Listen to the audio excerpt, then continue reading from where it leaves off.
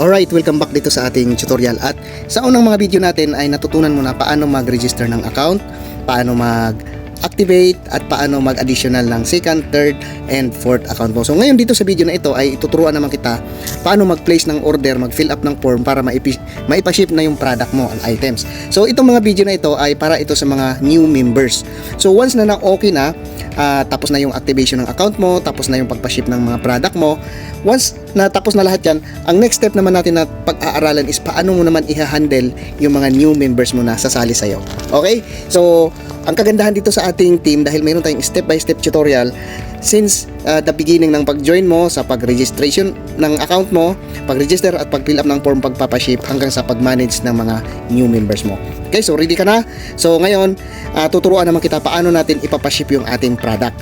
So dito, hintayin mo rin to sa messenger mo na ipapadala ng sponsor mo itong message na ito. Okay, so itong message na ito. So once na nandyan na ipadala na sa'yo, or pwede ka rin mag-request sa kanya sa mode of payment. So i-click mo na lang ito. So i-copy paste mo muna dyan dito sa right message, and i-copy mo itong link na to. At pupunta ka ngayon sa browser mo. So punta ka sa browser mo and i-paste mo yung MOP. Pero pwede mo rin siyang i-type lang EC 399.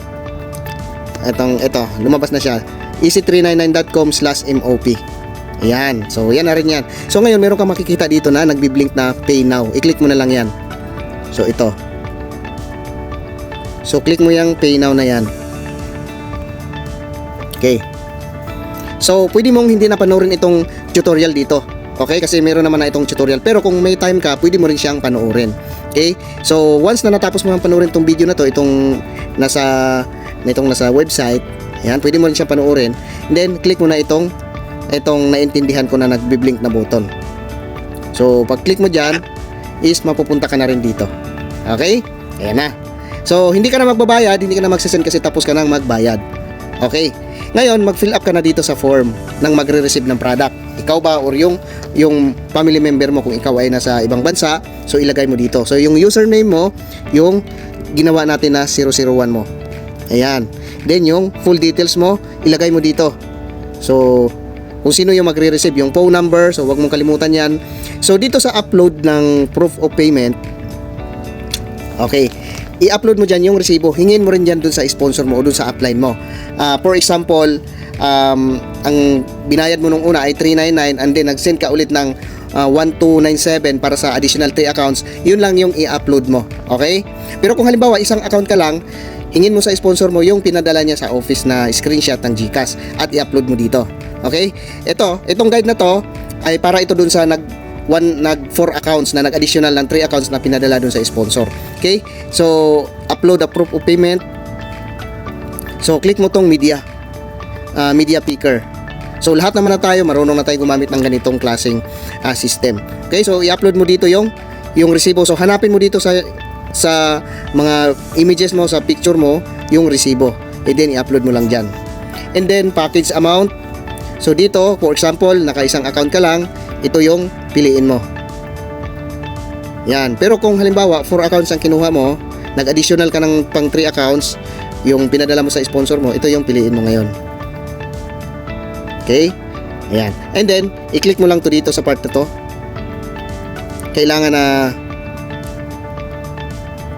ito yung i-click mo. Yan. So, lumabas na po siya rito. Then, complete address, ilagay mo yung kumpletong address. So dito, make sure na mapilapan mo para mapadala talaga ng tama yung package mo. For example, dito sa akin,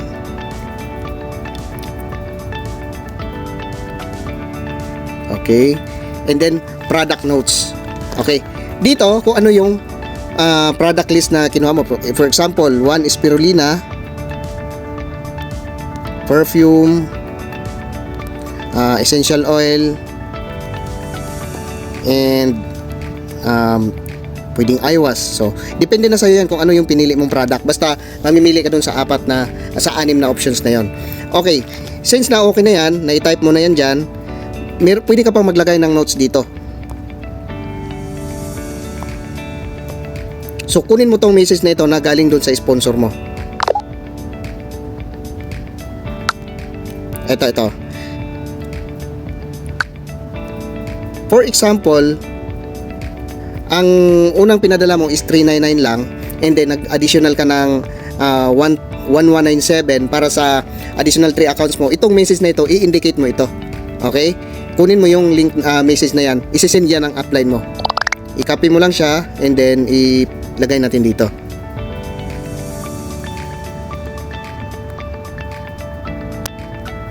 Okay, i-paste mo lang dito. Okay, para makikita ng admin yan. And then i-click mo na itong send. So pagka-click mo ng send, so mapupunta ka sa isang Facebook page na kung saan gagawan ka ng libreng banner. Okay, so ganun lang po kasimple, para nagpipill up lang po tayo para doon sa personal details na magre-receive ng iyong item. So maraming salamat, and ngayon tapos na natin yung registration, tapos na natin yung activation, tapos na yung additional account, and tapos na yung shipping process natin. Ang mga susunod na video natin ay ituturo ko naman sa iyo kung paano natin i-manage kapag mayroon na tayong bagong invite, paano natin ipaprocess yung kanyang order, paano mo siya tuturuan. Alright, dito na tayo sa last part ng phase 1 ng ating training, ng tutorial natin.